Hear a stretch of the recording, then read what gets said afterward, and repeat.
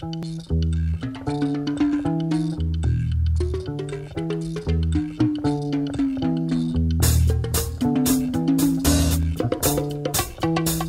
nous sommes demandé dans le dernier numéro du Monde des religions s'il était opportun de canoniser Pie XII, puisque Benoît XVI récemment a maintenu ce processus de canonisation malgré tout le tollé que ça a suscité, non seulement dans le monde chrétien mais aussi et surtout dans le monde juif, puisqu'on sait que Pie XII a une attitude extrêmement contestée pendant la guerre parce qu'il n'a jamais dénoncé officiellement la Shoah alors qu'il savait qu'il y avait les camps de concentration.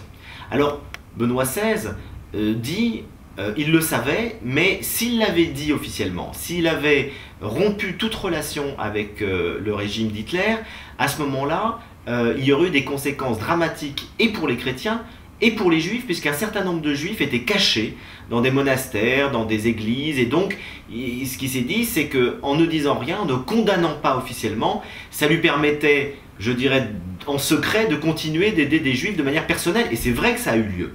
En même temps, on peut vraiment se poser la question, est-ce que ce n'était pas le rôle d'un pape, compte tenu de la force symbolique, compte tenu même de la force réelle que pouvait avoir son discours sur des centaines de millions de catholiques dans le monde, et y compris dans l'Allemagne nazie, de dénoncer, quelles que soient les conséquences immédiates, de dénoncer très officiellement ce drame de la Shoah. Et c'est toute cette question qui est débattue actuellement. Alors, moi j'ai envie de dire, on peut discuter sur le rôle historique de Pie XII, on peut discuter sur Pie XII a-t-il bien fait en tant que diplomate, etc. On trouvera toujours des arguments pour et contre. Mais là on est devant autre chose, on est devant un processus de canonisation. C'est-à-dire qu'on va dire que Pie XII est un saint, et la question que je me pose, est-ce qu'on canonise un diplomate ?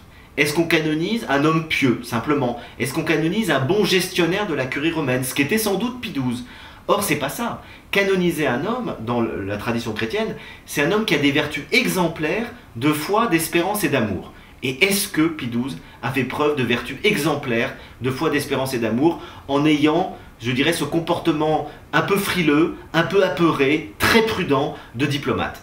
Je crois qu'un saint, comme c'était le cas des apôtres, comme Paul, comme Pierre, ce sont des gens qui vont donner leur vie pour l'évangile, pour le Christ, pour leurs frères.